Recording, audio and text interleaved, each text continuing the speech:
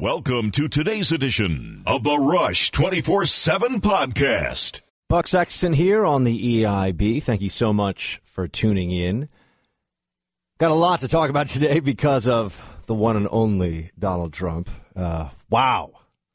Quite a speech last night. Definitely going to want to hear your thoughts on this. Would like to get in a whole bunch of calls today. Lines are open, 800-282-2882. The media was ready to pounce.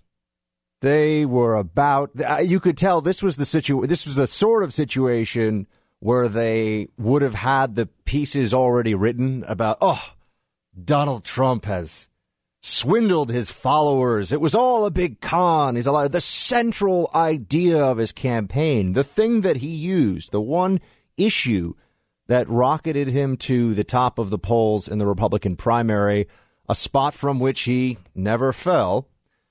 The one issue was immigration, and this was going to be the day. The speech last night, set up by travel to Mexico to meet with the president of Mexico.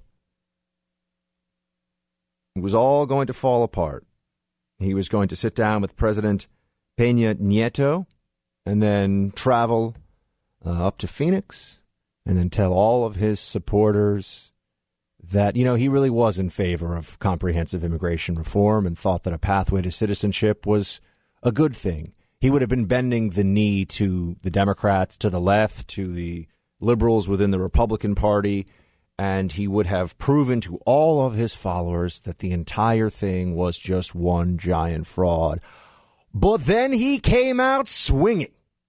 I mean, this was the equivalent of a Trump roundhouse kick. A roundhouse kick of which Chuck Norris would even be proud, to the mainstream media and to people who doubted his resolve on the campaign trail on this one issue. Everyone's saying it now. He doubled down. Of course, it depends. If they're on the left, they're saying this was the most vile Mussolini-like, Hitler-like speech ever given in the history of the United States. I mean, people are completely freaking out about this in the media. And then on the right, there's sort of a, oh, really? Yeah, I guess he was serious about this. He answered some big questions. One of the biggest question that had been looming over the last couple of weeks was amnesty, right? Because people thought, well, this was what separated Trump from the rest of the Republican field, although Ted Cruz did sound more and more hawkish on immigration as the campaign went on, as the primary went on. But was he going to decide that, yeah, you know what, there's no choice. We have to, in fact, allow for an amnesty. Sorry, guys. I know all the rallies were fun and it was great. And, my cool hat, you can still buy it in stores, but it was all really just for show. That's what people thought was going to happen yesterday. And in one moment, really, Trump was able to annihilate that whole narrative by saying there will be no amnesty. We will break the cycle of amnesty and illegal immigration. We will break the cycle. There will be no amnesty.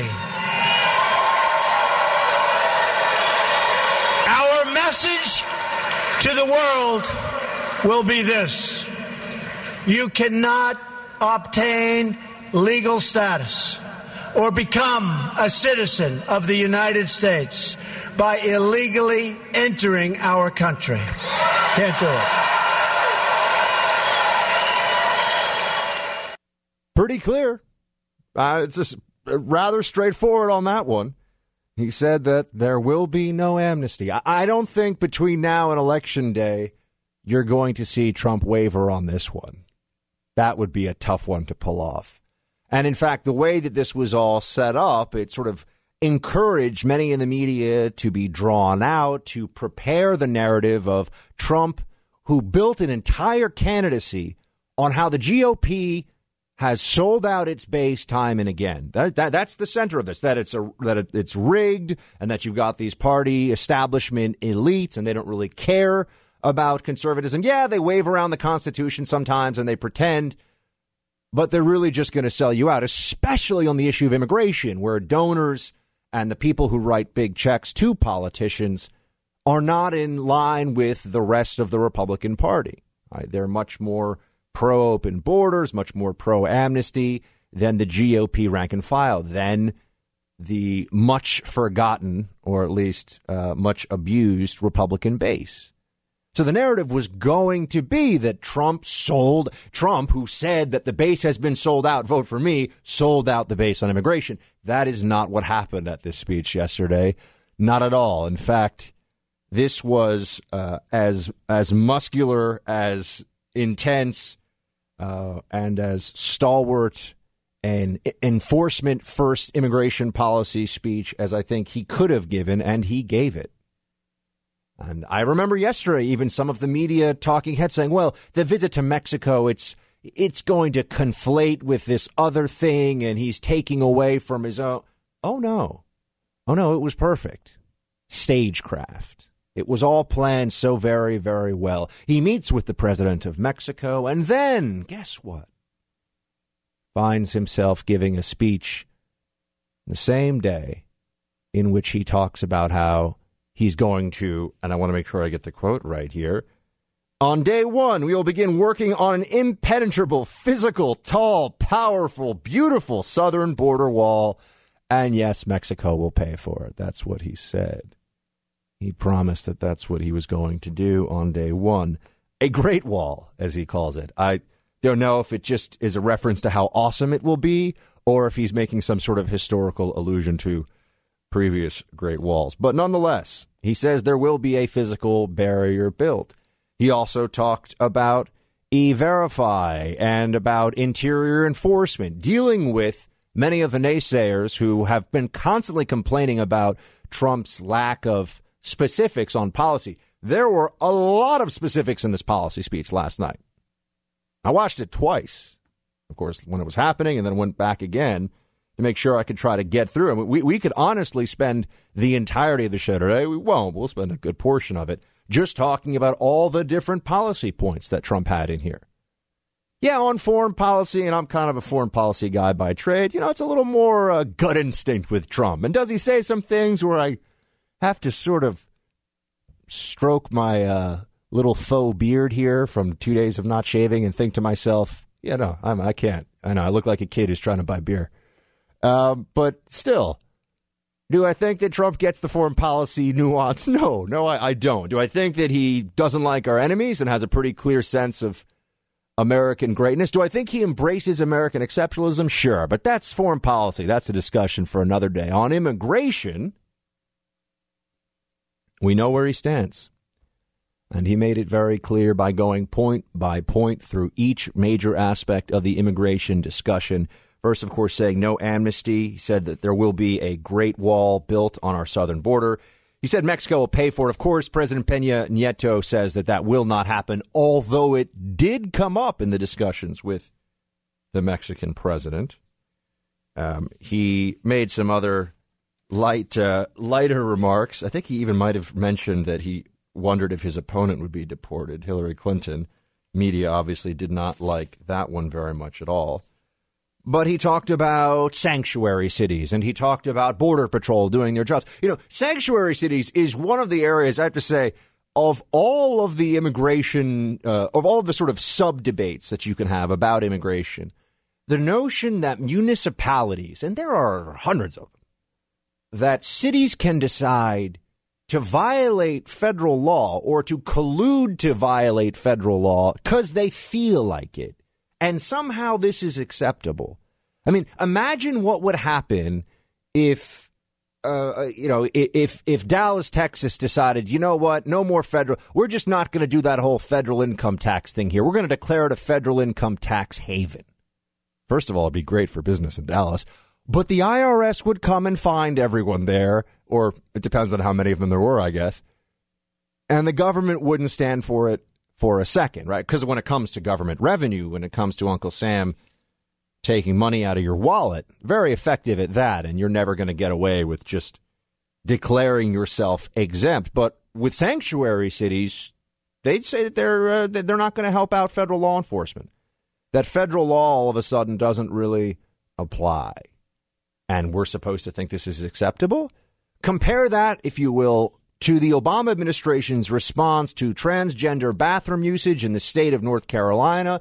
Their first, or maybe it was South Carolina, their first instinct was to threaten to pull federal funding for schools on an issue that affects far fewer people, as infinitesimal in the impact it has on our society in comparison to illegal immigration. And what's one of the first things the feds do? Use the power of the purse right away, or at least threaten to do so.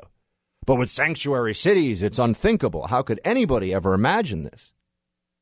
I was even seeing some of my fellow beloved conservatives last night on social media mocking the idea that we should have an immigration system that picks and chooses people who are most able to be effective here. That to choose immigrants based on merit, skill, and proficiency. Doesn't that sound nice? First of all, theoretically, we already have an immigration system that's supposed to be doing that in some cases on some levels. H-1B visas are supposed to do this. They don't. They're really a means for corporations to lock immigrants into, or really visitors, not even immigrants, lock people into positions that they have great difficulty leaving from, and therefore they have less bargaining power. They can be paid less. They can't go anywhere. It's supposed to be for special skills, for jobs Americans can't be found to do. Well, Americans that have the ability to go look for higher wages at other jobs won't necessarily do the jobs at H-1B visa. But that's just one subset of it. But I was seeing last night other conservatives who, yeah, I know, look, there's a Trump derangement syndrome that is seeping into the minds of some who even agree with him on some stuff. They still, even when they agree with him, they hate him. Right? I tell you when I think Trump is wrong. I tell you when I think Trump is right. Many of you may know this already. I was an open Ted Cruz supporter during the primary, but never Hillary, everybody. It's where I am. It's where I've been for months and months. And I refuse to do the enemy's work by talking about how Trump is bad on this or Trump is bad on that, only as a means of trying to help steer the party or help steer Trump in the right direction, not as a means of denigrating the nominee. That's my approach. Everyone's entitled to their own thoughts, feelings, all the rest on it. On immigration, though, I think Trump has finally clarified for any of the doubters out there where he stands. And also, I think he has seized this moment to show that he is much closer to where a majority of the Republican Party, the people, the voters, not the pundits, not the people who write articles for places, not people like me, like to go around yapping their mouths, blah, blah, blah, look at what I know about this or that. No, I just mean people. They would like secure borders. They would like enforcement. They would like the jobs magnet to be turned off.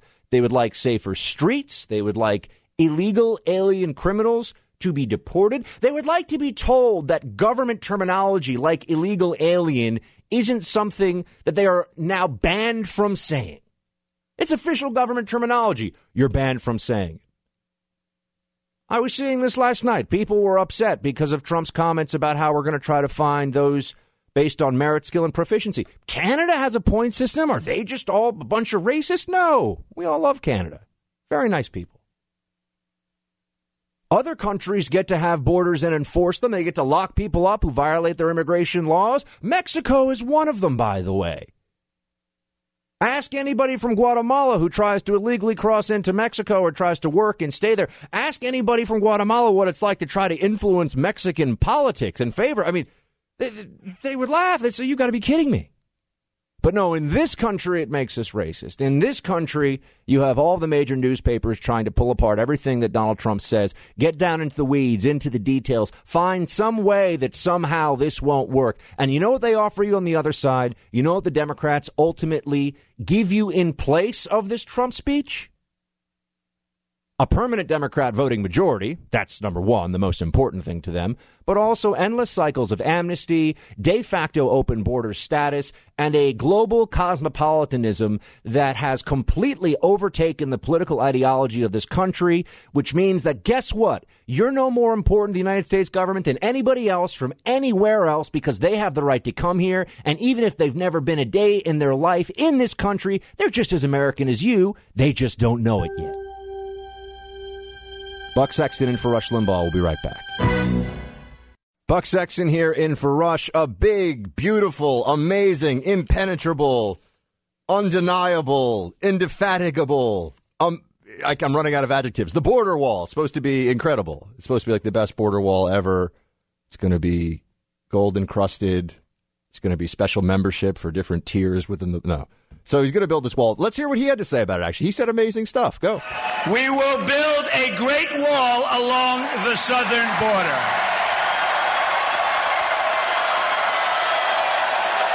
I know. Everyone got really fired up at this point. I think this was probably the applause line. This and amnesty were the two biggest applause lines of the whole night. And wow, this crowd was fired up. I mean, I was waiting for Trump to be like, "Are you not entertained? Are you not entertained?" Awesome scene from Gladiator, by the way. It was kind of like that. In fact, I think that Trump kind of takes some of his cues from Maximus. Oh, he's about to lay it down again. He's just loving this. I also like when he starts clapping for himself a little bit. Mexico will pay for the wall.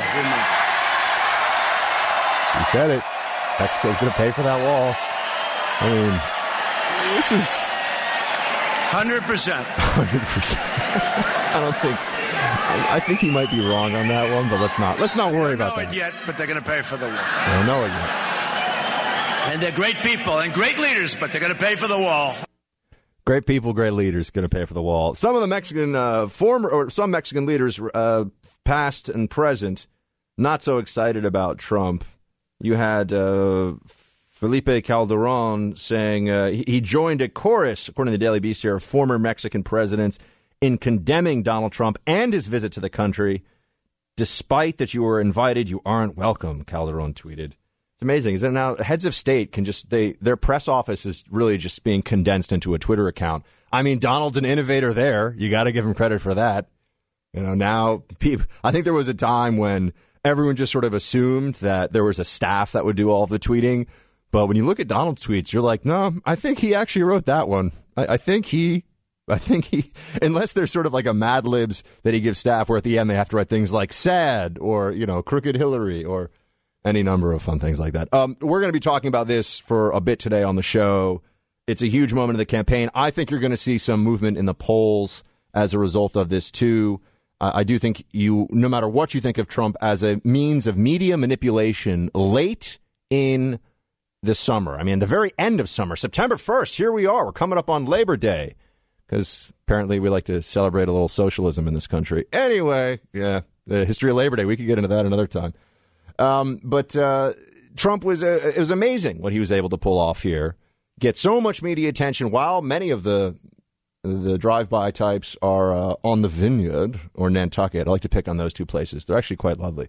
We're also going to talk about some latest Clinton Foundation business stuff. We've got the Iran nuke deal, a little more fallout from that. All kinds of fascinating subjects we'll be hitting throughout the show today. But I want to take a lot of calls, so we're going to be doing calls coming up here in just a few minutes. If you're hitting a busy signal, you'll hear as we get through them. There'll be spots opening up. The number, take it down, 800-282-2882. Buck Sexton in for Rush Limbaugh, having way too much fun today. I'll be right back. The Buck is back here on the EIB, 800-282-2882. We got Andrew in Aurora, Colorado. What's up, Andrew? Hey, Buck. As a fourth-generation Mexican-American, Trump's speech last night was spot on. And as far as the wall's concerned, Mexico will build it if we include an economic wall, that there be a fee on everybody that travels to Mexico, that there be fees on all the money transferred to Mexico, Western Union, to the banks to get their attention, because it's the law of diminishing return. Once we have a two-way conversation instead of a one-way conversation, they have vested interest in building that wall because their economy is all based on American money going there. Well, I think one of Trump's main points, and on this he is correct, is that we are the senior partner in this relationship, right? It is a partnership with Mexico. We want positive relations with Mexico. We want strong economic ties, and we do want legal immigrants from Mexico, all of that.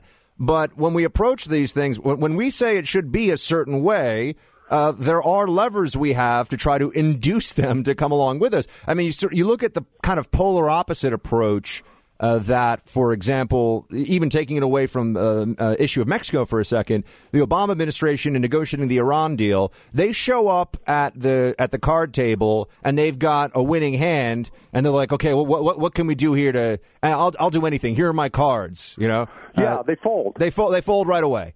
And they give the other side exactly what they want because they're so desperate to get a deal done. So, look, I think that when you're talking about the cost of this, by the way, Trump has said, I think, $5 billion. I've seen estimates from sort of less favorable estimates to finish the fence. We've got about 1,950 miles total on the U.S.-Mexico border, and some of it's already fenced. Estimates of $5-10 billion. Let's even say it's $15 billion. I mean, the estimates on what high-speed rail in California will cost, that's at $60 billion. And you can make a whole, where is that going and what will the cost overruns be and how much would that even benefit? Look at the Acela in the northeastern corridor here. It has to be subsidized and it's not used by as many people as they thought it would, and the tracks aren't big enough and all kinds of problems. Point here I'm making is that we're not even talking about that much money either way. And I feel like every time I go to a foreign country, there's like visa fees, and the government puts fees on everything. But if you bring up fees vis-a-vis Mexico to pay for a wall, now you're starting a trade war, and all heck is going to break loose. It just doesn't seem to add up to me, Andrew. Well, what do we have to lose? It doesn't cost Americans anything if they're allowed to go, but there's a fee, and it will get Mexico's attention to close the border on their end, because they don't have any incentive to close the border on their end. They're not participating. So we're Americans. We're standing in a strong Wyoming wind, facing the wind, urinating on ourselves. Oh, well. Okay. Thanks, Andrew. It's quite a visual. It's a good thing. Yeah. Even on radio sometimes. My gosh. Good heavens. Let's take Al down in Texas. What's up, Al? Hey, Mr. Sexton, great to be on the air with you, sir. Thank you very much, sir. Great job for Mr. Limbaugh in his absence. Thank you. And U.S. Army Forward Observer dittos to everybody at EIB. Absolutely. Thank you. Hey, sir, yesterday listening to Mr. Trump's the early speech where he was speaking in Mexico with the president of Mexico, the thing that really blew me away there was Mr. Trump hit on the NAFTA agreement. And he said that it needed to be renegotiated. And then later on in the day, I saw press reports that the president of Mexico was agreeing with him that, hey, yeah, we can sit down and look at redoing this to make it better. And then also the president of Mexico, he said that guns coming across the border were a big problem for them. And Mr. Trump pointed out that, hey, border security is going to be a good thing for both countries. That's something that I didn't expect to hear from him, and I don't think many people did, and I think it was a really important moment yesterday, and he had a really good day yesterday. Look, I think that from the optics side of things, going to Mexico, meeting with the president of Mexico, and then giving this speech, it was win-win-win all the way around, certainly for Trump supporters and Trump's base, and also from the perspective of media attention. I mean, look, I was thinking about this because I came in here to sit in on the EIB this week, and I was thinking, maybe we'll just sort of sit around and, shoot the stuff about whatever, because it's going to be a really slow time in the news cycle, but it hasn't been at all. Trump realizes, no, it's only slow if you let it be slow, and now he's got the entire country focused in on his core signature issue. He gave them a massive head fake.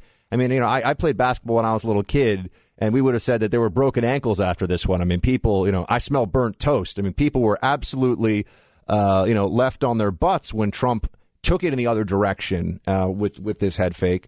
And I think that it was a good day for him. And the naysayers have Well, now they're just doubling down on the hatred and xenophobia and hatred of Trump, saying that Trump is hateful, saying that it's all xenophobic.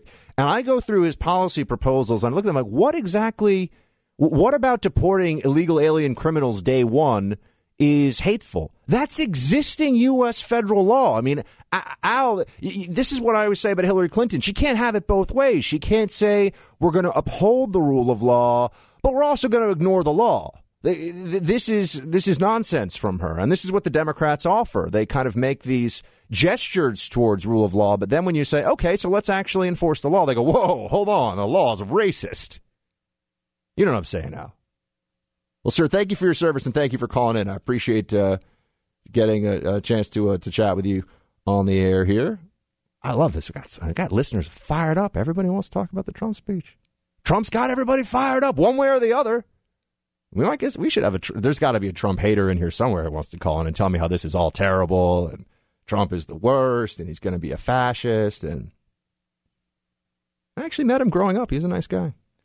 Richard in Vicksburg, Mississippi. You're on the Rush Limbaugh program. You're speaking to Buck. How you doing, sir? Good, sir. How are you? Good. I was talking to a professional who's an immigrant from Costa Rica yesterday, who's a Trump supporter, agrees with him on immigration. We need to build a wall and stop illegal immigration. But what we also talked about was how hard it was for him to get to this country and how expensive it was. And I think that's one thing when Trump's talking about overhauling the immigration system, I think he's missing that if he wants to reach out and court the Hispanic vote, he needs to be talking about how he's going to streamline the process to get good people up into this country. Because the only person that's benefiting right now from immigration is the immigration attorneys. I'm an attorney, and I know how hard it is to try and work through the system on this stuff. Okay, and it's costly.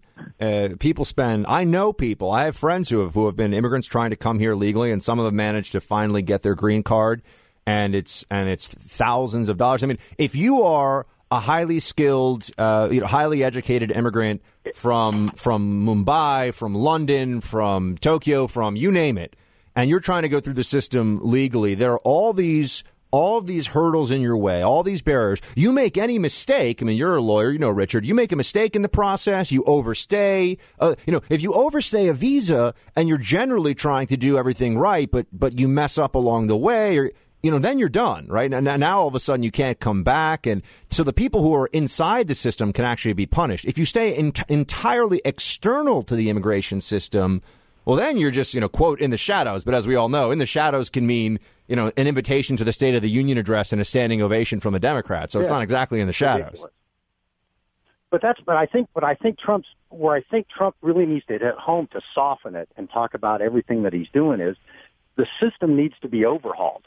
And he says that a lot, but he needs to hit home how he's going to overhaul the legal process. But doesn't he have to deal with the illegal part of the process first? Isn't that a fair? I mean, look, deportations, and this was left sort of open in a sense, right? He said, look, illegal alien criminals are being deported. He says day one, hour one. Look, it's going to take more time than that, but he's trying to get a crowd fired up, right? I'll give him a little bit of a poetic license on how quickly this is going to happen. But deportations, eventually, he'll handle, as he says, people might have to leave the country, come back, but maybe they'll have streamlined exactly what you're talking about. They'll have streamlined the process. So good people who have proven work record in the United States, who haven't broken any laws, who then try to come back through the system legally, it will be easier for them. But you got to deal with the illegality first because it all gets mixed up together and causes, so I do think that steps in the process are necessary, right? That's, the Democrats want comprehensive because they want it all at once. Because when it's all at once, what it means is you get amnesty day one and then everything else is negotiable. We learned this lesson with Reagan. Reagan himself was like, yeah, we got swindled on this. Because all the stuff that they said they were going to do with the 3 million or so that got amnesty, it never actually had. There was no enforcement. There was no back taxes. There's none of the stuff that was promised to happen, except the amnesty. And then, of course, you've got, over 10 million more have come since that amnesty. So, but Richard, I hear you on the making the sort of the positive case. I mean, I think Marco Rubio was doing a good job of that in the primary. I think there were others as well. I think Ted Cruz. I mean, it was interesting to me that you had two sons of Cuban immigrants as front runners, or not, Trump was obviously the front runner, but as possible presidential candidates for the Republican Party, and they made good cases about that. But we'll have to look in and see what goes on. But Richard, thank you very much for calling in. Appreciate it. I think I got to go into a break, don't I? Running long here. 800-282-2882. Buck Sexton in for Rush Limbaugh, and we'll be back in just a few. Buck Sexton here in for Rush. Thank you so much for joining. Phone lines open, 800-282-2882. I love these Make Mexico Great Again Also hats, by the way. You see this? This was incredible. I mean, those are definitely going to be collector's items. Make Mexico Great Again Also. Think of all the other countries I could get on this as well. See? It's very Trump hats, very inclusive. There's a lot you can do with them. Make Mexico Great Again Also. Rudy Giuliani was wearing one of those. It's pretty funny. When I first saw it, I saw it on Twitter, and I thought to myself, that's not a real thing. It is a real thing. They have made these hats. Make Mexico Great Again Also. I love it. Adeline in East Texas. What's up? Thanks for calling in. Yeah, thanks for taking my call. I'm really looking forward to bring up some points with you. There's two things that I wanted to explain. First, I'm a legal immigrant. I came here legally 8 years ago, and I spent thousands of dollars to do things the right way. And I'm now a proud U.S. citizen. I'm voting Trump in November. And let me tell you, I am not the only legal immigrant that I know who is sick and tired of the government bending over backward for illegal immigrants who don't respect our laws and expect us to cater to their every need and service in Spanish. You come to a country legally, you respect their law, and you learn their language. That's my first point. The second one, I'm from France. And so, as you know, it's a pretty leftist country. And let me tell you, and I want those listeners to know, people over there are astonished over this voter ID debate. It would not even come to their mind not to verify somebody's identity when they go to vote. So if you know some Democrats around you, maybe you want to educate them a little bit and let them know that every democracy around the world expects people to prove who they are when they do something as important as voting, and maybe to stop bringing the race card and just respect the laws, period. Yeah, Adeline, what would happen if someone from the U.S. just showed up in France and said, I demand to be made a citizen and given the right to vote?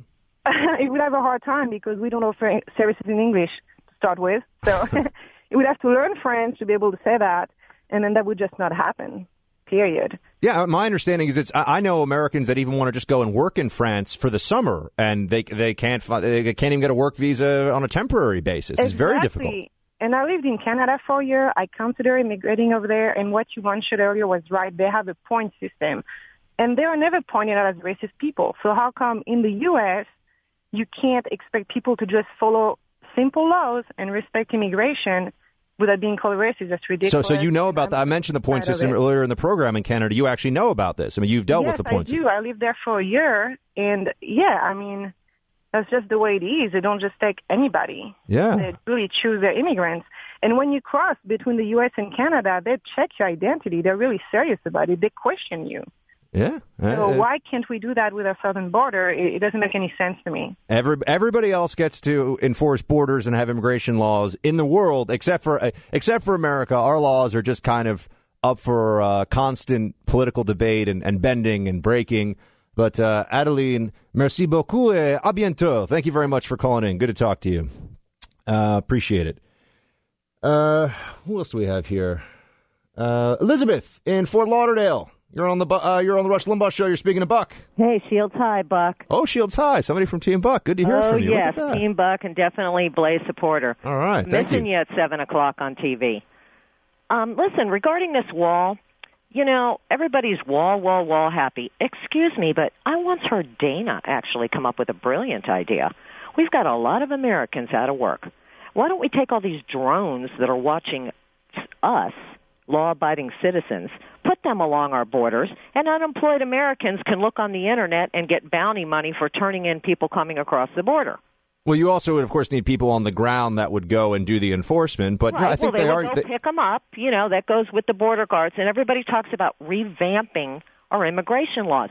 No, All we need to do is enforce our immigration laws, just the way your last caller was 100% right. If I go into Mexico, I go to jail the same way Sergeant Andrew Tamarisi did.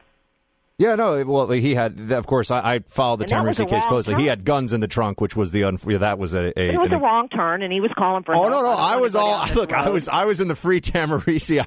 I was trying to be at the front of the Free Tamarisi parade. I'm just saying they were holding him also for firearms at the time. But look, the Democrats love talking about infrastructure.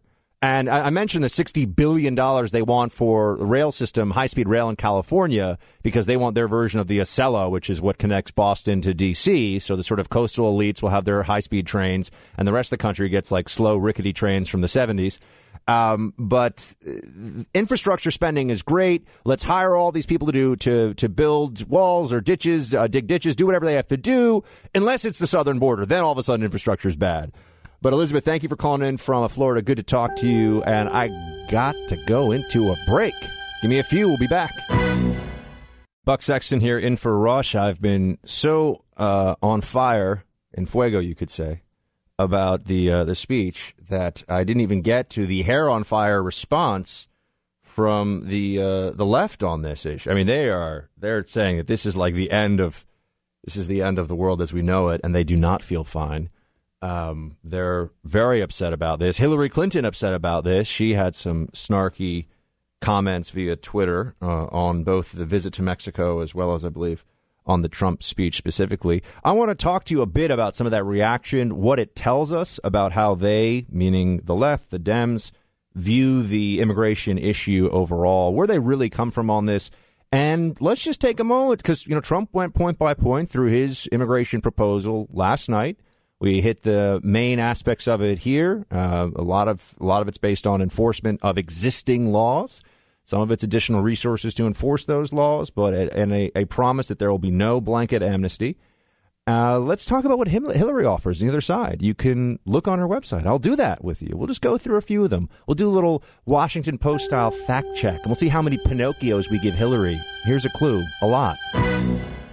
Buck Sexton here in for Rush on the EIB. I promised you that we would talk a bit about Hillary and her response, or the response of the Clinton camp, such as it is, to Donald's speech last night. We got a tweet from her last night that Trump just failed his first foreign test. Diplomacy isn't as easy as it looks. I have to say that this is one. First of all, the visit to Mexico, if someone's trying to be objective, even if they don't like Trump and think that everything he stands for is terrible and, he's going to make, Genghis Khan look like a soft touch kind of guy. Even with all that, you would have to say that the travel to Mexico yesterday and the way that he set this whole thing up from a media perspective was pretty good.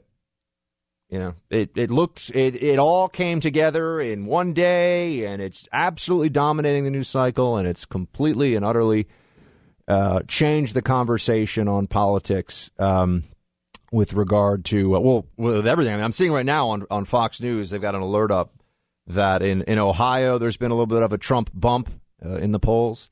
I'm expecting that there'll be something along those lines else in some other states, in some other polls. I think there's a Rasmussen poll that shows, maybe it's out today or maybe it's from earlier in this week, that shows some closing of the gap. But be that as it may, people only focus on the Trump polls that make it look like it's a lost cause and he has no chance and it's all over for him. When all of a sudden it goes the other way, we don't really hear about it. But Hillary says, or tweets from her official campaign account or her official Hillary account, that Trump failed his first foreign test. So I think that's, well, it looks foolish because this is, for everybody who supports Trump, this was a very strong speech. It's going to invigorate his coalition, whatever that may be. The Trump voters see this and they say this is the issue where he wasn't allowed to sell us out. This is the issue where if he had done the pivot that had been talked about for a few weeks, I think there would have been a lot of pause from even some of the more stalwart Trump defenders, certainly in the conservative media sphere, but also just in general among his supporters. I think that when Trump and Hillary go head-to-head, and the debates, by the way, on foreign policy it's going to be an opportunity for everyone to see that, yeah, Hillary knows the sound bites and she knows the talking points. We should work with our allies and we should do more to build strong agreements for trade. And we should, the sort of stuff that you would expect a ninth grader in a sort of model UN conference to say. That's what Hillary tends to say on foreign policy. Not a single foreign policy achievement that she can point to of any significance from her tenure as Secretary of State. Really was made Secretary of State because of her last name and because of her connections and name recognition and political clout, really the clout that her husband built up. And then all of a sudden we're supposed to just say, oh, well, she was Secretary of State, so that means that she's brilliant on foreign policy issues. Sorry, not buying it. And Trump's going to get up there, and yeah, is he going to be able to, name the prime minister of a bunch of random countries? Probably not. Is he going to win a geography test? If Hillary, actually, I don't know. I don't know how he do against Hillary in geography. It might be closer than you think. But he'll be able to say things like, you've already had your shot at foreign policy and you were abysmal. You did a terrible job of it. You were pathetic on foreign policy as a Secretary of State. Now, a lot of very important, powerful people from the foreign policy establishment have come out and said that they're much more in favor of Hillary than of Trump. But one, I would expect that to be the case. She knows these people. She's worked with them. They're friends with her. And also, the foreign policy elites, it's kind of a clubby bunch anyway. And somebody who comes along who just says things that are based more on gut instinct and a sense that America should be no longer ashamed or no longer walk around with its, sort of tail tucked between its legs, but just be proud of the fact we're the greatest country around. That sort of pseudo-jingoism is too much for them. They don't like that. They get freaked out by all that. So anyway, Hillary said this about foreign policy. I think Trump's going to do better against her in the debates on foreign policy than a lot of people realize because of Libya, because of Syria, because of the Middle East, and because of just a record of failure. And you can say what you will about somebody not having had a shot. If you've done a job and you failed at the job, I think that's worse than never having had the job, if you know what I mean. That's what I would say. So, speaking of failure, you've got all of these different media outlets out there that are completely losing their minds over the Trump speech. I mean, they think that this was a catastrophe. In a sense, I think they're all actually really happy with this because it means that they get to return to their favorite theme, the favorite theme of the anti-Trumpers on the left, right? Not the never-Trumpers on the right who are understandably concerned about his constitutional literacy and all the rest of that. Okay. But on the left, it's all he's a racist, he's a xenophobe, and he's hateful. And he's a dictator in waiting, which I have to say, it's interesting to see the left, the same people that want to make sure that, evangelical bakers make that birthday cake or make that wedding cake, rather, pardon me. They're the same people that talk about Trump being a fascist. So Donald Trump breathes fire in immigration speech. That's from the BBC. Mother Jones, Donald Trump just gave his most extreme immigration speech yet. And I love this from Mother Jones. Just because why not? They throw in some tweets from David Duke's Twitter account because that somehow is reflective of what Trump said. I mean, this would be like pointing out. This is when you point out, any jihadist who's engaged in a mass casualty Islamic terror attack on U.S. soil. Go back and see. Do you think more likely to be a registered Democrat who votes for Democrats or a Republican? Is that really a fair argument to just sort of bring up all the time? Well, Donald Trump constantly has to be asked about David Duke as though he's somehow a part of the campaign or someone that Trump knows or respects or anything else, which we know he does not know him and disavows him. And they keep asking him to disavow him. But this is just a sort of continuation of the old media game of, when did you stop beating your wife? Well, I've never beat my wife. So you're saying that it's been a long time since you've beaten your wife. That's a fair. Well, no, actually, I've never actually laid a hand on my wife. Well, we're going to have to verify that you've never been. They just keep bringing it up, keep trying to create this association in the minds of everybody. Because if they can convince enough independents that a vote for Trump is a stamp of racism, a sort of stain on your, I was going to say on your immortal soul, but I mean, let's be honest, a lot of Democrats, do they really even believe in that stuff? Come on. That's for foolish people who read the Bible. That's what Democrats think. Some of them, not all of them, some of them. A lot of atheists in the Democratic Party, a lot of atheists in the right too, I guess. Neither here nor there. Point here being that if they can convince Americans, or they can convince independents that a vote for Trump is racist and a vote for Trump makes you a bad person, then they win. So that's the main effort here. That's what they're trying to do. Oh, you also have a Mexican president blasting Trump's policies as a huge threat. This was after the meeting yesterday. So this being reported on by Reuters. So, and there's more and more. Slate, which is another left-wing site. It's fun to read the left-wing sites because they're all just in a panic. Oh, my gosh, what are we going to do about Trump? Trump finally clarified his immigration stance, and it's vile. I'm sure there'll be a piece on Vox soon about, ways to prepare your inner emotional self for the next scary Trump speech. So you get all that happening. Then you can take a look at actual Hillary policies on immigration, because they're all saying that Trump's policies are terrible, that it's the worst thing you've ever seen in your life. This is going to destroy the economy, lead to trade wars. It's white nationalism rising, all this stuff that you hear. And yet, when you go and you look at Hillary's website, which I find to be an interesting little exercise, you see specifically on immigration reform, the categories that she breaks down, the things that she says, they all don't last very long at all when you subject them to even the most cursory scrutiny. She says, do everything possible. This is from her site. Do everything possible under the law to protect families. If Congress keeps failing to act on comprehensive immigration reform, Hillary will enact a simple system for those with sympathetic cases, such as parents of dreamers, those with a history of service and contributions to their communities, to make the case to be eligible for deferred action. So she's just going to go around Congress. Isn't it fascinating that Trump is the fascist, but Hillary's the one that openly advocates for just saying that Congress doesn't get to write immigration law? That she would, as president, determine what the immigration laws will be and will not be. And let's not play this game of, refusing to enforce a law as a blanket policy is not the same. Negating a law is not the same as rewriting a law. Yeah, it is a executive repeal of a law. De facto. That's what it is.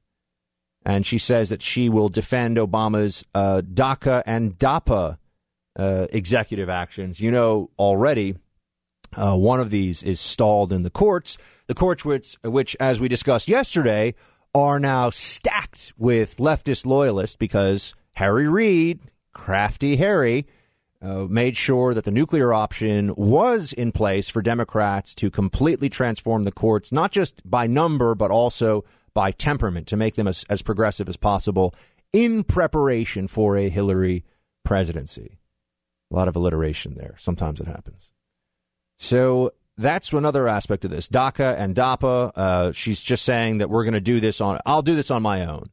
And anybody who's an honest constitutionalist, believes in separation of powers, should automatically be taken aback by this. But of course, it's Hillary, so they're just going to sort of go along with all this stuff.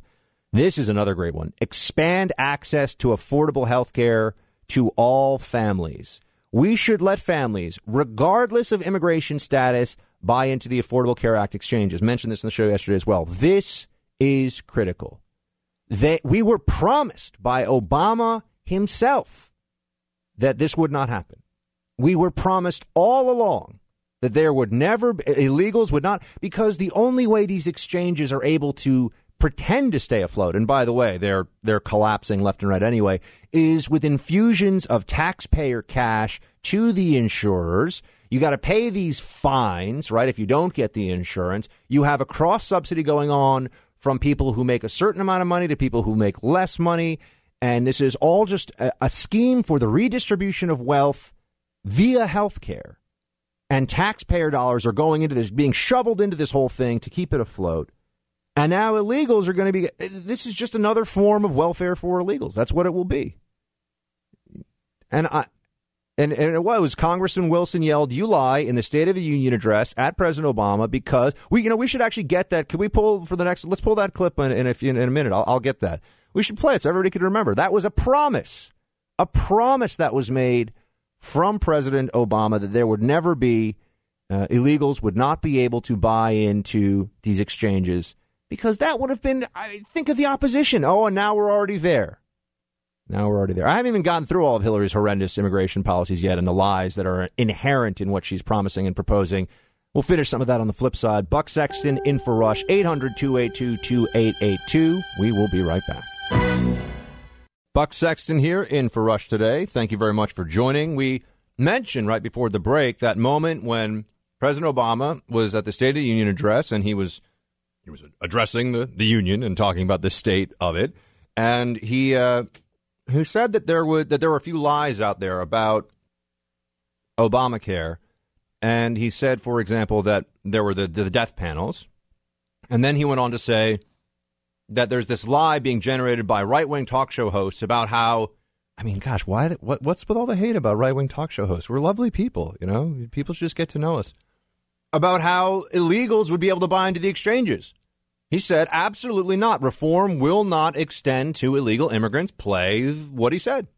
There are also those who claim that our reform efforts would ensure illegal immigrants. This, too, is false. The reforms I'm proposing would not apply to those who are here illegally. It's not true. And one more. So that was where there was the yell of "you lie," and everyone got very upset. It was very disrespectful, they said. So that was President Obama saying the reforms wouldn't apply. Now, I know what people will say to defend Obama on this point. I can already anticipate it. They'll say, no, but Obama didn't extend it to illegals. Yeah, but the framework was created so that they would extend it to illegals. And we all knew they were going to do that as soon as they had more government control and as soon as this law, which isn't really a law, it's really just more a set of government powers that they can sort of enact or not enact as they see fit. And it's so big and no one's even read the thing. And it just gives all these different departments discretion. There's a lot of discretion built into the law. But knowing the nature and purpose of the Democratic Party, it was understandable at that time that, of course, once they got Obamacare through, guess what? They were going to extend it to illegals. And now on Hillary's official website, as I said, expanded access to affordable health care to all families, regardless of immigration status, i.e., I'm President Hillary, and I'm going to make sure illegals can buy into Obamacare. Does anybody care that they lied? I mean, does it matter to anybody that this was I leave that to all of you. We can take it. Let's take Rich in Missouri. What's up, Rich? Hey, Buck, how you doing? Good, sir. Good. I just want to make a comment. I had watched for the past couple of days watching Fox, MSLSD, CNN, and all these guys, and a lot of these commentators were on there laughing at Trump about how he couldn't go to Mexico. It takes months and months of preparation, and I've worked for the government for about 34 years, so I know the fat, bloated bureaucracy and what it is. And this guy did it in a couple of days, and Corey Lewandowski finally brought it up last night on CNN, and they were all stunned and couldn't answer to it. But this guy did what the bureaucrats wouldn't do, and I said I think it shows that he can get things done if he needs to do it. And these people just hem-hawed around and didn't want to talk about it, and nobody wants to face up to the fact that this guy was able to blow the fat bureaucrats out of power. So, yeah, I mean, he pulled this together very quickly, and I think it was a big success for him. And government never likes anybody to realize that it is, in fact, a slothful and self-serving entity most of the time. When I was in D.C., I was always very annoyed at the motorcades that were going across the city all the time. I'm like, can't they just get into like a couple of a black SUV or two and just drive like normal people? I'm sorry, I don't like this imperial presidency thing that we've got going on. It's been going on for a while. That's right. Exactly. I want a president who's like, I want to drive the SUV myself. I'm just going across town in D.C. I'm sick of all this stuff. Absolutely. I want a president who's like way more chilled out about it. I lived in D.C. The motorcades were insane. They were insane. Thank you for calling in, Rich. We're having a little back and forth here in the EIB headquarters. Yeah, of course. Are you kidding? They would have, like, the vice president would be going from the observatory to the White House, and it was like all traffic has to stop and the 50 cars. And I was like, who cares? You got a couple of SUVs, you got some Secret Service guys in them, rock and roll. Get in there. It's ridiculous. All right, it's crazy. I know. Mr. Snerdley's looking at me like I'm crazy. Well, I mean, maybe the president should be driving himself. That's a little excessive. And I mean, Hillary hasn't driven a car in 30 years, so we all know that's not going to happen. But I do think that they're a little excessive with all the presidential preparation, especially like inside of our nation's capital. You know, I'm not saying like hop a bus. He is the commander in chief, but, you know, or she would be the commander in chief. Yeah, I mean, it's just not that big a deal. It's just not that big a deal. You go to other countries where, quite honestly, there are way more security concerns there are here. You know, the president's like a bunch of dudes with sunglasses on, maybe some short sleeve T-shirts. They got some AKs and they're just rolling in SUVs. You don't hear, oh gosh, we're going from like 15th Street Northwest to 20th Street. We need to shut down the entire city. It's absolute nonsense. That's my thought on that. We got more coming. Stay with me. Buck in for Rush today. Leo is calling in from Northern Virginia. What's up, Leo? Hey, Buck. Thanks for having me on. Thank you. Hey, I wanted to say something about the whole Trump thing. You know, he's talking about putting this wall up. As soon as he said that almost a couple of years ago, I started a action plan on how to do this and employ a lot of Americans. But furthermore, to go on to my point is paying for it. One of your callers said it, and you kind of disagreed with him, but he needed to clarify it. And what needs to happen is anybody that is sending money through Western Union or one of those mechanisms offshore needs to be taxed. There's billions of dollars of under-the-counter money that these illegals are getting and sending back, okay? I think it's 15 to 20 billion for Mexico alone from the U.S. is what the remittances estimate is. Well, that's what they are. It's guesstimate, yeah. That's a lot of money. So you throw on a tax on that in a couple of years, the wall's paid for. Just Mexico, but everybody sending money out of this country needs to be hit with it. It doesn't need to be, 10 or 15%, because then they'll quit sending it. Just a couple percent. Let them pay for it, and we're done. Game over. Americans, taxpayers, we're done. We're tired of paying for everything and everybody. So why continue to make us pay for it? I think I think actually building the wall is a much more important point, and that has much more should have much more salience, I would think, than who pays for it. If it's $5 billion, it's $10 billion. Look, I mean, the government's spending so much money on so many things that it shouldn't be anyway. That we just want to get it done, right? I think we're getting a little hung up.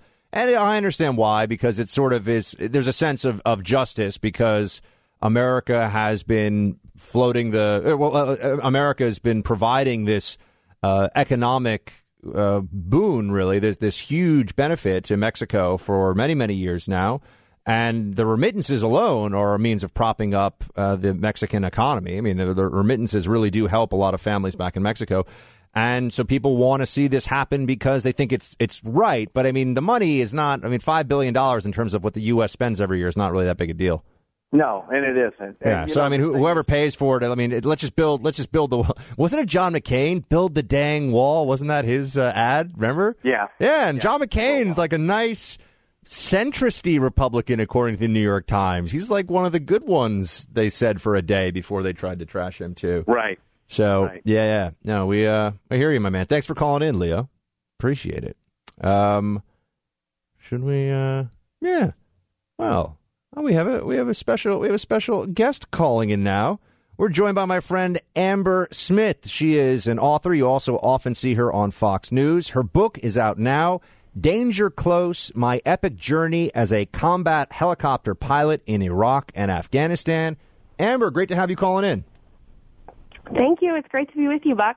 So the book just came out. Tell us a bit about Danger Close. So my book, Danger Close, it's basically the untold story of how essential the Kiowa Warrior helicopter was in combat in both Iraq and Afghanistan, and how our contributions led to battlefield success in 2 theaters of operation on a daily basis. So it's my memoir. So it's my journey through why I decided to go in the military and serve my country, how I got interested in aviation, all of the training that goes along with it, and then going to war in Iraq and Afghanistan.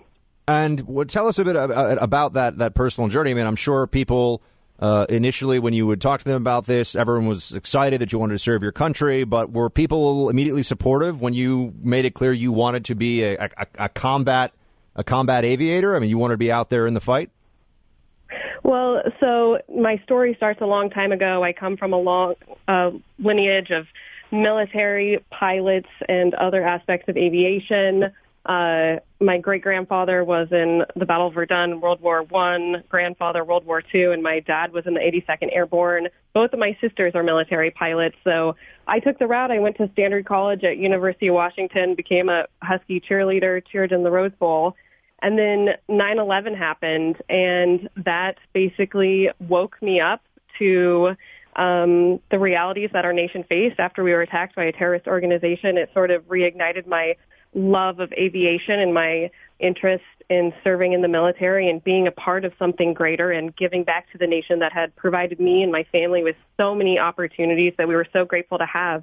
And so I knew at that moment that I wanted to serve in the best way that I think I could. And because of that background in aviation, that was the path that I chose to go down. And I think that it was by the grace of God that I was selected for the Kiowa Warrior, because I just absolutely fell in love with the mission. It's so different than any other in Army aviation. Yeah, can you tell everybody listening? I mean, there's a lot of current and former military listening, but the Kiowa platform, what is it? What are the advantages of it, and what makes a great Kiowa aviator? So the Kiowa, it's a mini gunship. We carry a 50 cal machine gun.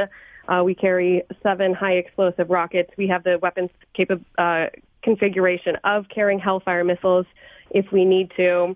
And so it's just a light attack reconnaissance 2-seater helicopter. We only carry the pilot and the co-pilot, and we fly extremely low level. So we fly in direct eyesight of the enemy, direct eyesight of the ground forces we're protecting, and we fly very low level, 50 to 150 feet at certain times. But our mission differs on a daily basis. So one day we might be searching for enemies in the mountains of Afghanistan.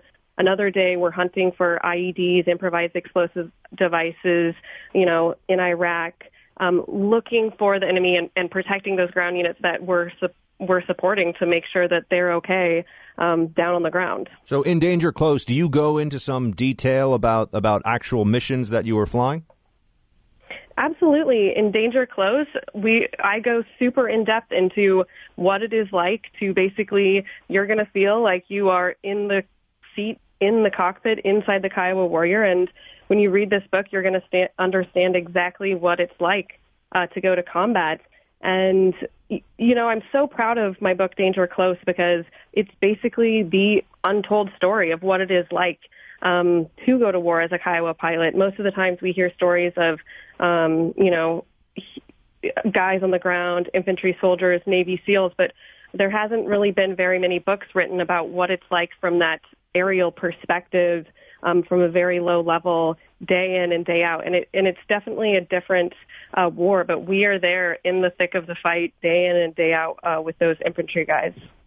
Amber Smith is the author. The book is Danger Close, My Epic Journey as a Combat Helicopter Pilot in Iraq and Afghanistan. Amber, thank you for your call and thank you for your service. It's great to talk to you today. Thanks so much, Buck. 800-282-2882. Buck Sexton in for Rush. We will be right back. Buck Sexton here in for Rush, and this is one of these stories where you kind of think, how is this gonna work? So you get these universities, some of them more fancy and elite ones as well. You get these schools that want to try and atone for their ties, their historical ties to slavery. Brown, Harvard, UVA, University of Virginia, all have taken some sort of steps in this direction in the past. Usually, though, it's we had a commission and we just want to say that it's really bad and we wanted to come to grips with what was done in some, 100, 200 years ago, 150, 200 years ago. And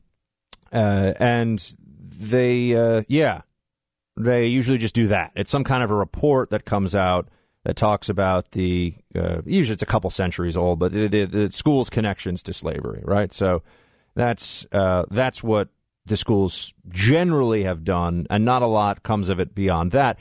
Then there was sort of the additional level of, well, maybe we should start renaming some buildings that are specifically named for people with ties to slavery. And Yale went through this recently, and then it was pointed out that actually, I think it was Elihu Yale, although I didn't go to Yale, so I don't know.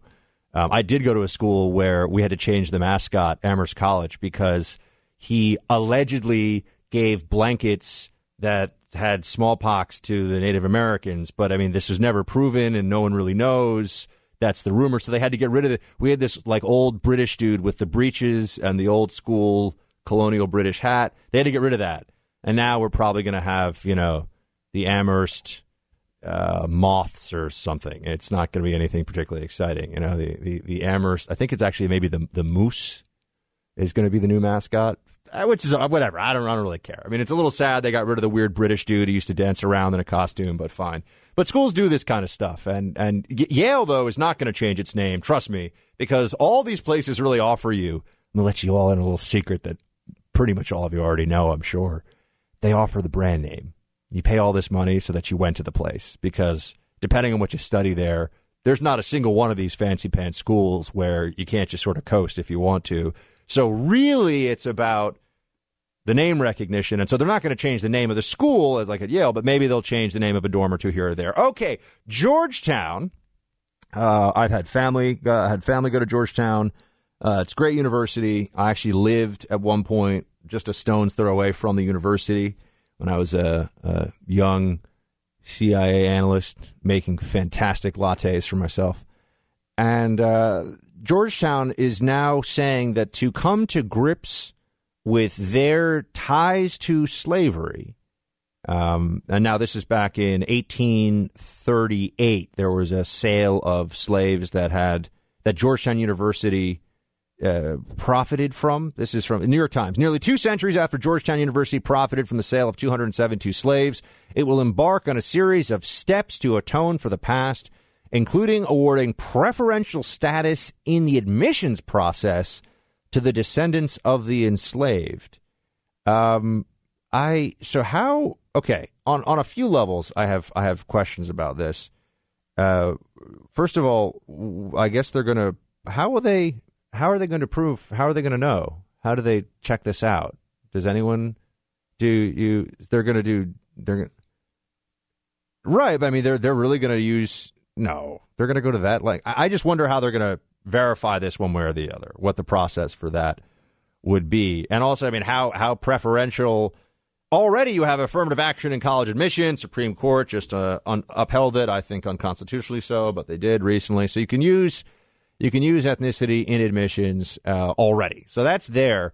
So now Georgetown is saying it's going to go even further, and specifically if you were a descendant of one of these one of these slaves that were sold in 1838, they'll give you preferential treatment in admissions. I don't know where all this is supposed to end and what they really think. This to me is just virtue signaling. I mean, first of all, how many people are we really talking about? I asked that question, but I have no idea what the number is that they're going to, and how many of them want to go to Georgetown, and how many of them are going to apply, and even know about this special program that the university is setting up in admissions. But again, this sort of level of, I don't even know. Again, it's sort of virtue signaling. It seems to be an effort to make the university appear particularly progressive and willing to come to grips with its past. But what about other people who have, there have been bad things done to lots of people from all over the world. There have been tragedies of all kinds. In this case, it's specifically because the university financially benefited some 170 some odd years, or 170 plus years ago, They're going to now say that they have a sort of a financial and moral obligation specifically to the descendants of. So that's what they're saying. This is where all this stuff goes now. I don't know what schools are going to follow suit here. I mean, in a sense, I feel like this is kind of a sort of PR for Georgetown, which it doesn't. Georgetown's a very well regarded, very well known university, so I don't think they need to do this. And it's also not one of these schools that occasionally will do something really crazy, and everybody's like, I mean, who cares, right? Because who's trying to trample over other people to get in there anyway? And Georgetown's a competitive place, so I don't understand what they really think this is going to accomplish. But this is just part of a broader theme you have across the country, that there will always be ways of trying to use the past to influence our present politics along racial lines. And if Georgetown's going to choose to do this, I guess they're going to go forward with it. You can expect that other schools are going to see this and probably think, well, what can we do now to show we're even more willing to come to grips with our past and our history than all of this? But like I said, Yale's not going to change its name. Doesn't matter that the school is named for a guy that sold some slaves. And what do we do about, we got like the Jefferson Memorial, and, you got the Washington Monument, and, you got a lot. All of a sudden, this starts to get real tricky. You're going to run up into a lot of problems here. George Washington University, what happens there? What are they going to call themselves? The second best school in D.C. Oh, what's up? Second best D.C. university? Take that, GW. I just don't know what happens here. Where does it stop? It seems like a form of liberal nonsense to me, but this is what they're going to be doing. So there you have it. You can choose to send your kids there or not based on the progressive policies of Georgetown and all these other places. Oh, if we want to talk about anything else, by the way, if you're on the lines now, we can still talk Trump, immigration, Hillary's terrible, you name it. That's wide open. Buck Sexton in for Rush. We'll be right back. Buck in for Rush today on the EIB. I was right, by the way. Elihu Yale was a British merchant and philanthropist. You can just check this out on the Wikipedia, and he is known for being quite fond of or quite supportive of the slave trade. I'm trying to find, where was the quote about there should be a slave. The records of this period maintain a flourishing slave trade in Madras, a trade in which Yale participated. He enforced a law that at least 10 slaves should be carried on every ship bound for Europe. So, I mean, Yale, if you're going to come to grips with it, you better change your name. You'll notice that when it really is going to hurt these schools, when it's not just a bunch of administrators standing up and patting themselves on the back and allowing for a bunch of student activists to get together and have a teach-in or a sit-in or a something in, whatever it may be, when all of a sudden it's going to hurt these $1 billion. Yeah, that's right, billions with B's. These schools have tons of money. I mean, Harvard is basically like a hedge fund with a university attached to it now. And they have all this money, all this cash. When that's going to be a problem, though, if you tell Harvard or Yale they don't get to be Harvard or Yale anymore, they're going to call them something else. If you tell Princeton, then it has to go back to being called the College of New Jersey. Ooh. Dang. It's rough. It's rough, Princeton. All of a sudden, people change their tunes on this stuff real fast. That's right. College of New Jersey. It's the original name. Yeah, it's just, off interstate, whatever. all of a sudden, the Princeton Tigers don't want to hear this stuff. But yeah, so that's what's going on here. You've got more of this, and I do wonder when this will turn into other stuff. Anyway, hour 3 coming up. This is Buck.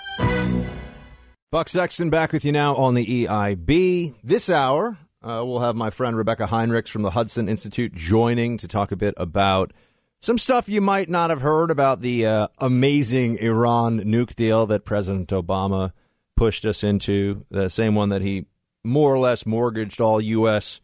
foreign policy interests in the Middle East to attain. That one, it's even worse than you thought. Oh, it also, of course, it didn't pay ransom money for hostages. It was a giant coincidence. It was the same day. It's a sort of coincidence of like Hillary deciding she's going to delete emails and use a special program to make sure they're erased beyond any ability to retrieve them unless the FBI tries real hard. It's just all coincidence with this government, this administration. left and right. And I have to say, as we continue to look into the Iran deal, by the time we figure out how bad it is, of course, it'll be somebody else's fault. So that's one of the frustrations here, is you'll never really have that moment of satisfaction to know that you were right and Obama and all the enablers and the media echo chamber around him on it were wrong. That will never come because he'll be out of office and it will be somebody else's fault. I don't know who, but they'll find some convenient target for when Iran is like, yeah, we're just going to start testing some nukes. Thanks. It's been real. Maybe it's 7 years from now. Maybe it's 10. Maybe who knows? But whenever that does actually happen, it'll be too far gone for anybody to really be able to hold the administration to account. Anyway, we'll have Rebecca Heinrichs joining us a little later in the show. For now, I'm not a huge football watcher, fan, guy. I watch it with my brothers and my dad, and I really learned about football from the PlayStation game Madden, which that was where I really was taught these things. I couldn't really play helmet sports because my head is so big, and it was tough to find helmets to fit my giant noggin. This is all true, by the way. It's sad. I'm sharing my childhood deficiencies with all of America. My head was just enormous. It's always been enormous. Useful for opening doors, though, in an emergency. But anyway, so I don't know that much about the game. I do enjoy watching. I do know a bit about it. But I do know politics, or at least I like to think I know something about politics. And I know something about political protest. And that's what brings me to this Mr. Colin Kaepernick. I know Rush talked about him earlier in the week. So he didn't stand up for the national anthem at a Green Bay Packers game, preseason game. And this wasn't an oversight. It wasn't like he was tying a shoelace and wasn't paying attention or something. This was very pointed. He did this, as you know, because, and I want to make sure I get his verbiage right here. What does it say? It's bigger than, it's, to me, this is bigger than football, and it would be selfish on my part to look the other way. There are bodies in the street and people getting paid leave and getting away with murder. So this is a protest in favor of the Black Lives Matter movement. So he gets attention for this. And look, let's all keep in mind that hands up, don't shoot, and the other sort of protest themes of the Black Lives Matter movement have made appearances on the professional sports stage in the past, different teams. I spend all my time thinking about politics and national security. I don't watch that much in terms of professional sports, but whenever it crosses over into I'm from New York City. I'm sounding less and less American by the second. Next thing you know, I'm going to tell you I can't even drink beer, which is also true. Allergic to it. Yeah, I know. Celiac. It's crazy, isn't it? So I watched all this. I watched all this stuff unfold, and I think to myself, yet again, here we have somebody who's being elevated into the national dialogue, and I feel like I shouldn't be helping sort of shove up into the highest sort of reaches of political conversation somebody who clearly doesn't really know what the heck he's talking about. But everyone's allowed to have an opinion. This guy's created a platform. ABC News, NBC News, CBS, everybody's covering this Colin Kaepernick stuff because it touches some sensitive points.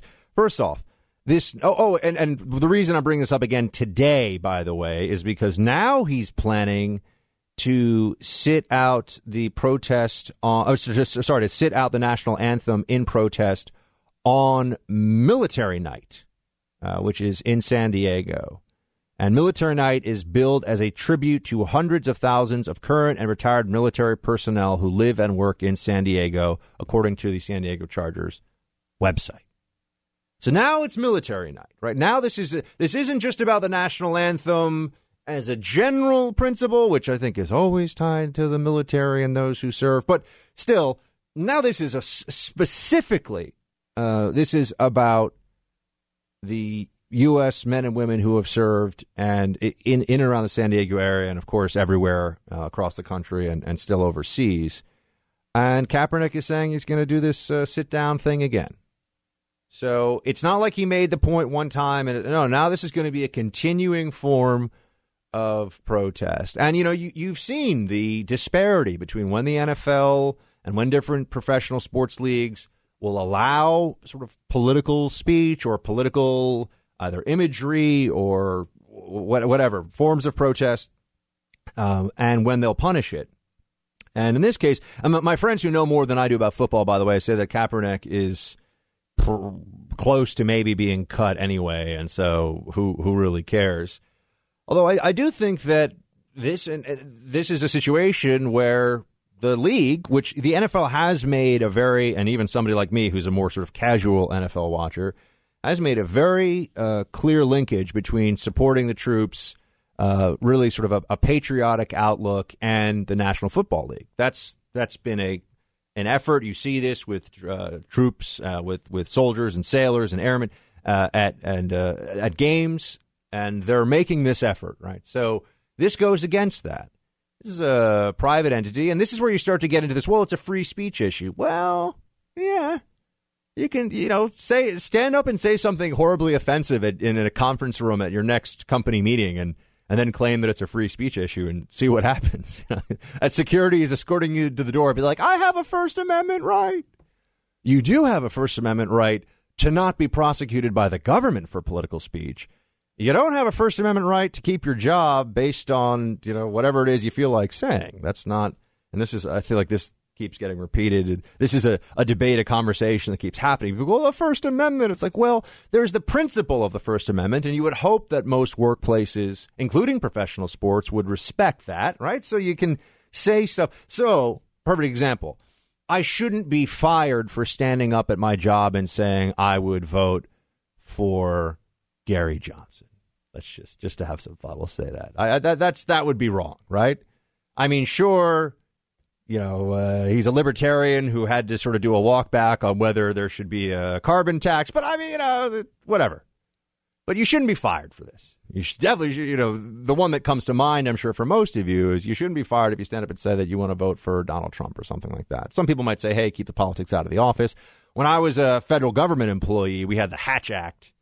And you could always, which was, by the way, the Democrats, the people that always had the Howard Dean bumper stickers on their Prius in the Langley parking lot. And there were plenty of those, by the way, plenty of Howard Dean bumper stickers among federal government employees that I knew.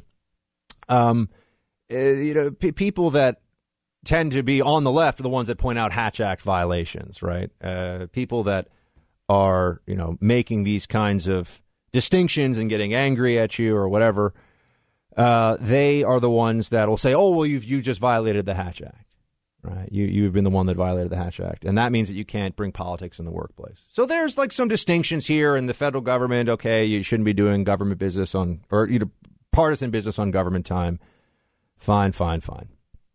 NFL trying to have very positive relationship, very positive view with the military, and that's something that they should be able to protect as part of protecting their brand. And this is where things get difficult for them because you've got somebody who's doing something which, on the one hand, I know he's saying that he's respectful of people who serve. I'm trying to see, where's the quote? Here's, I have great respect for the men and women that have fought for this country. I have family, I have friends that have gone and fought for this country, and they fight for freedom, they fight for the people, they fight for liberty and justice for everyone. That's not happening. People are dying in vain because this country isn't holding up their end of the bargain. I don't even really know what he's saying, and I know that it sort of touches on, Black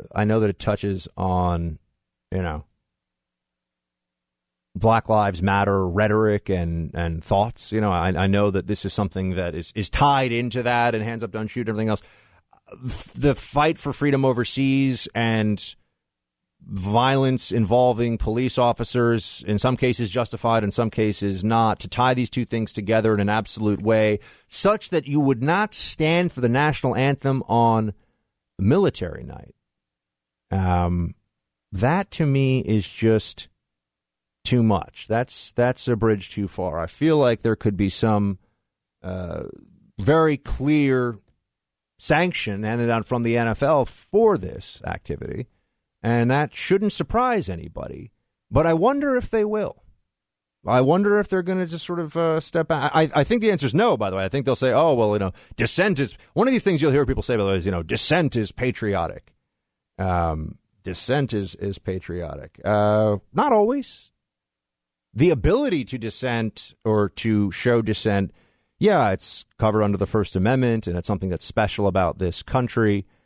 But yeah, I don't think that dissent in and of itself is. It depends on what the dissent says or what the dissent is about. Just dissenting doesn't make you patriotic. That would be like saying speech is patriotic. Well, I mean, can be. If your speech is "I hate America and I hope that it fails," I don't think that's particularly patriotic. So that's not something that anybody should uphold. So Kaepernick may do this. We'll see. He's going to sit out on military night in San Diego. He's going to make another spectacle of himself here and not stand up during the national anthem because of people being killed in the streets. That's what he says. Oh my. We'll have to see where this goes. I don't think the NFL is going to take Mr. Snerdley. NFL not going to do anything, right? No, nothing here.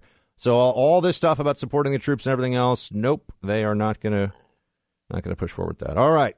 800-282-2882. Buck Sexton in for Rush. I'll be right back. Buck Sexton here in for Rush. 800-282-2882. Let's take some calls. Gary in South Carolina. What's up, Gary? Hey, Shield Tide, Buck. Shield Tide, Gary. Thanks for calling in. Hey, I got a theory on this whole thing, and now with the president, with Donald Trump meeting the president of Mexico, I just wanted to see what you thought about it. I think it was all a setup. I mean, part of being a businessman is staying two steps ahead of the competition.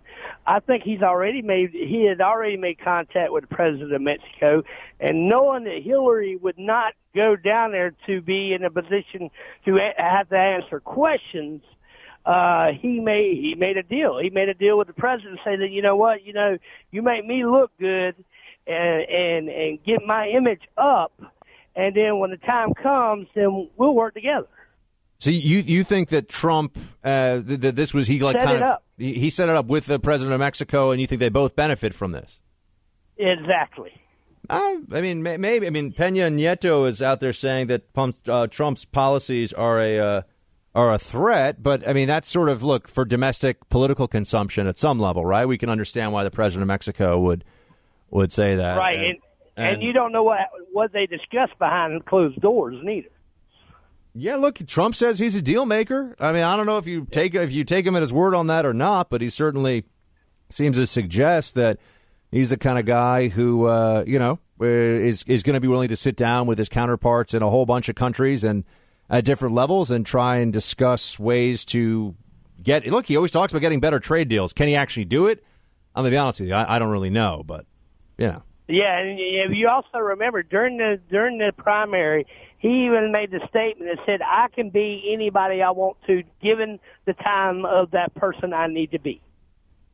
Yeah, he said that he would essentially, make whatever concessions that he has to make at a given time in order to get done what he wants to get done. So, Gary, I think that, look, the president of Mexico wouldn't have accepted the visit, wouldn't have gone along with the visit if he didn't believe at some level that it would look good for him, right? And obviously there are other people who are going to criticize the action and already have, but he must think he's getting something out of this whole process.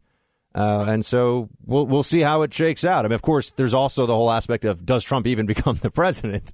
We have to get past that as well for this really to have all that much meaning for the president of Mexico and for Trump personally. Although I think this is going to, I will make a prediction. And in this political season, the great part about predictions is that so many have been made and nothing ever really, no one ever cares when people are wrong because so many people have been wrong at this point. I think you'll see a bump in the polls for Trump in some important battleground states next week or whenever it is that they do their next set of real polling. And I think you can tie it directly to the immigration speech and what he did in Mexico. That's what I think. Could be wrong, though. All right. I think he made Hillary look like an idiot. Okay. All right. Well, all right, Gary. Thanks for calling in. We have Brian in Fairfax, Virginia. What's up, Brian? How are you, sir? Good, sir. How are you? I think the meeting yesterday, both of them were very good. They could have been great. And I would like to see him make a pivot, to use that word, from being the deal maker, the art of the deal, to the art of the sale. And all he had to do yesterday with the president of Mexico was say, all we want to do is what Mexico has done and just hold up a picture of the wall that they're building or have built with Guatemala. And then in the sales or in the rallies that he held last night with that talked about his immigration policy, all he had to do was talk about how Mexico puts a 2-year felony on people who enter illegally to Mexico, 10 years for reentry, as well as imprisonment for document fraud and a lot of other stuff. So to come up with his debate with Hillary, all he needs to do when he's asked about it is pull a little tape recorder or digital recorder out of his pocket and play that 2003 audio of her talking about she's adamantly against immigrants and people have to stop hiring illegals. And then just turn to Hillary and say, Hillary, do you allow uninvited guests into your house? And do you then want to pay for their expenses for a month, a year, or 10 years? Or would you rather actually vet the people that are coming into your house to know that you and your family are safe? So, Hillary, please answer that for me. And if you started asking questions, knowing what the devastating impact of the content and to show absolute incompetence and expose that, I think you would then go into the land of art of the salesman and get away from the art of the deal. The fact that other countries, and this brings us back to the start of the show, are allowed to enforce their borders, are allowed to build fences and build walls, and no one says that it's, or at least we never hear about anyone saying that it's based in racism or anything else. This is only a charge that somehow gets leveled against America, which already is 1 million people a year are made permanent residents or citizens every year in this country. I mean, the number is huge. The number of people we're taking in, that's legally is already huge. Never mind the number of illegals that are coming in and that continue to live here. And who knows what that number is? I mean, anybody who thinks that the government has a real handle on that, I think, is sadly mistaken. It's been 11 million for 10 years. Does anybody really think? I mean, it hasn't moved up or down. It's just been 11 million for the last decade. I don't buy it. But thank you very much for calling in, Brian. I appreciate having a chance to chat with you.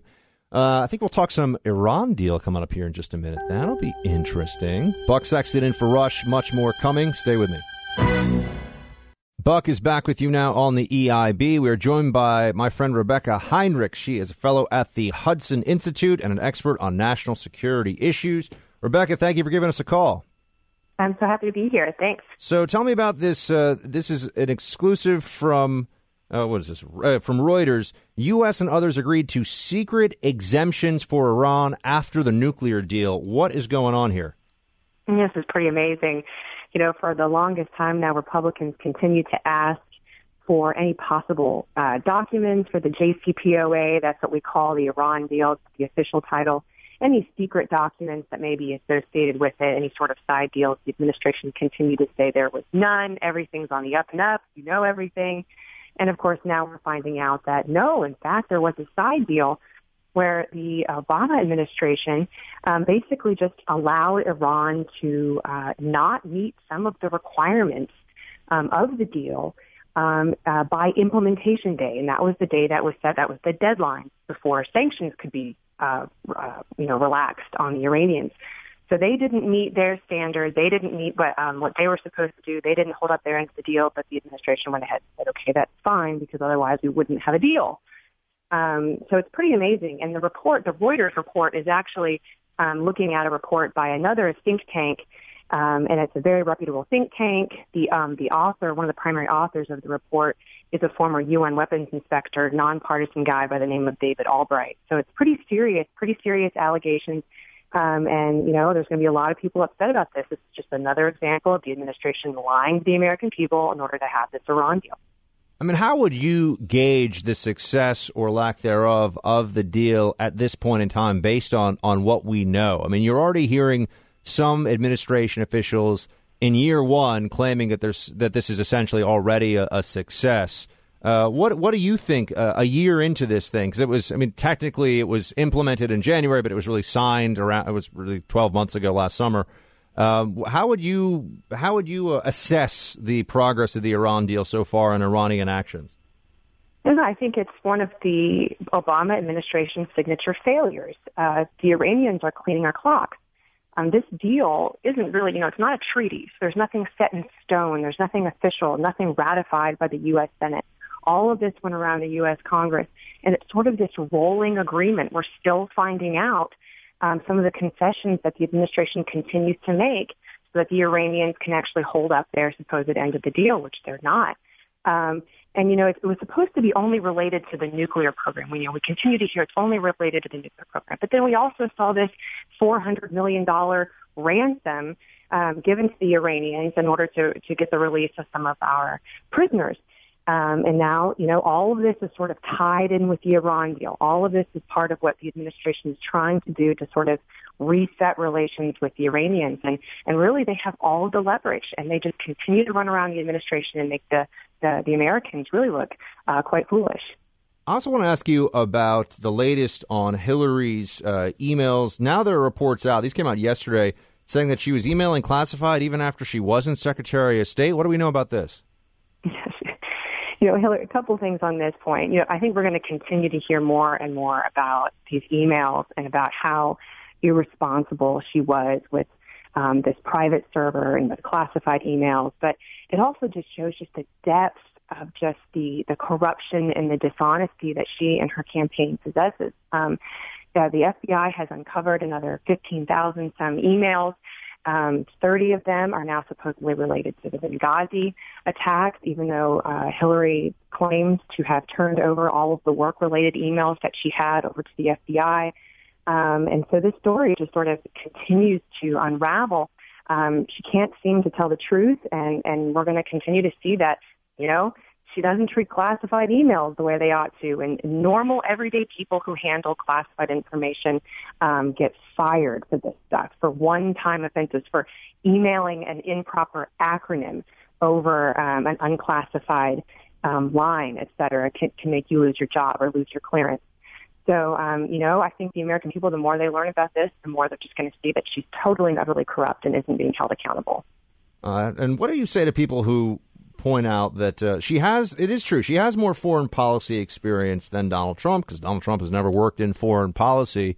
But I assess her record as Secretary of State as actually being a major vulnerability, especially going into the debates. What do you think? No, it's a major vulnerability. I mean, you look at her foreign policy record and you can see that she would be an absolutely terrible commander-in-chief. She was Secretary of State during Russia reset. She owns that policy. It's been a failure. She continues to support the Iran deal, even though, as we just discussed, it continues to be proved over and over and over again that it's terrible. The more the American people learn about it, the less they like it. She's been naive. Her judgment's been bad. It was her idea to intervene in Libya without a plan to do, what to do next, or to leave the place better than it was when we went in. She has a terrible record. So the more she continues to point to this, the more I think Donald Trump is going to have plenty of opportunity to show that, she's had plenty of opportunity, and she's had terrible judgment and terrible results for it, and we can't have more of the same.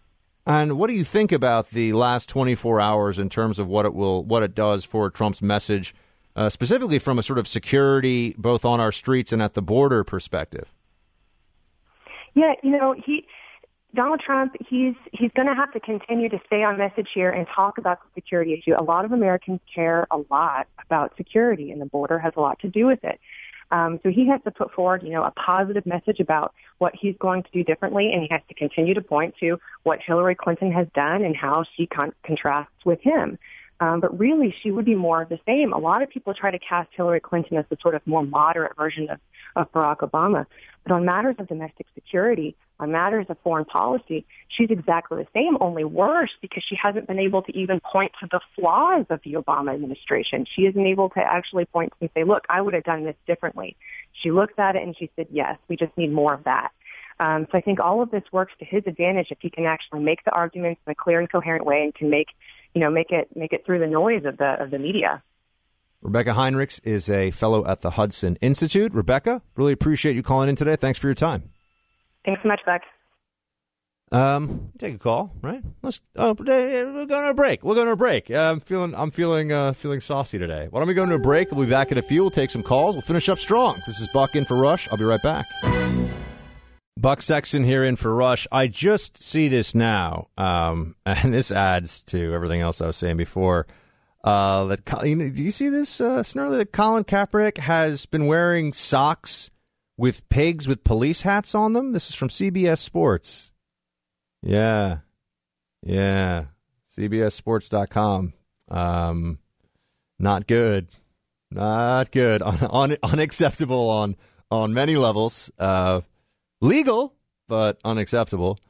So, this is beyond. This is not somebody who wants to have this has been clear from the beginning. Doesn't want to have an adult or serious conversation about any issues facing America. He just wants to be inflammatory and act like a punk. All right, Robert in Georgia. You are on the Rush Limbaugh Show. You're speaking to Buck. Hey, Buck. How are you doing? Good. How are you? Doing just great, man. I was listening to you earlier and heard all the nonsense about Cap not standing up for military night. And it infuriated me so much. I'm an 8-year veteran of the United States Marine Corps and spent 2 tours overseas. And it infuriated me so much that I actually called the National Football League myself and spoke to one of their representatives and asked them, what's going to be the repercussions if Cap doesn't stand up for the national anthem on military night down there in San Diego. And they basically said that they cannot be quoted, but he would probably be fined. You think they will fine him for that?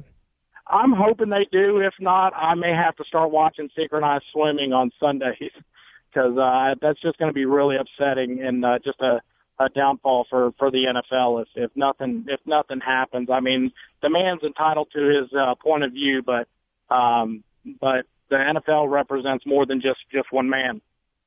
Look, I have to tell you, I'm surprised. The NFL has a lot riding on this from an image perspective, and as I said, they've really made a very clear effort and have done a good job, I think, of showing respect for the military and having that be a part of what the NFL is supposed to represent and what the brand is all about. They've done a very good job of that, and so to allow a player to do this kind of thing and have it pass without any sanction whatsoever, I think that would be.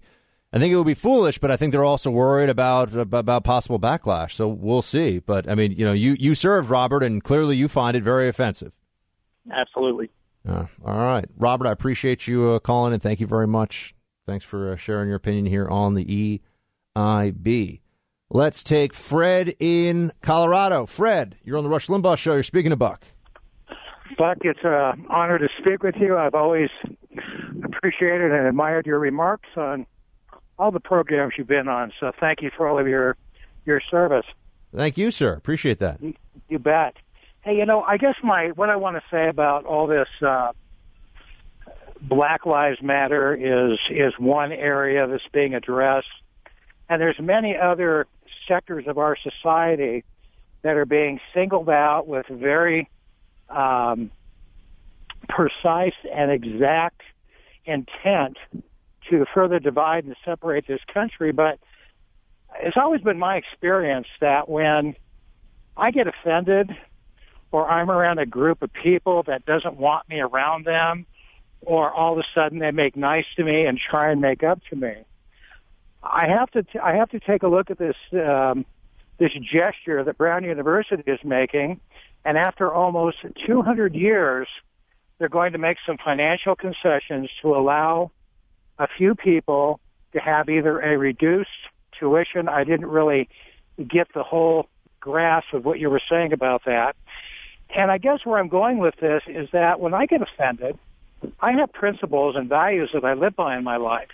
And I have to ask myself, why would these people even want to be associated with an institution that in their minds, apparently what I'm hearing, that they have been racist and they have been prejudiced for almost 200 years, and all of a sudden they're going to make nice and make everything good. Why would I want to associate with a group of people that has such poor values and principles at this time? Because they're going to cut me some slack on my tuition. Well, I think you're making an interesting point as well about if these institutions that benefited from the slave trade. I mean, if that sort of still runs in the veins of these institutions in such a profound way that there has to be some form of compensation made for that, and if it's something we have to take action on today, right? In the case of Georgetown, something that happened in the 1830s, they're going to take action on it today. Why would anyone want to be a part of such a system or such a university, right?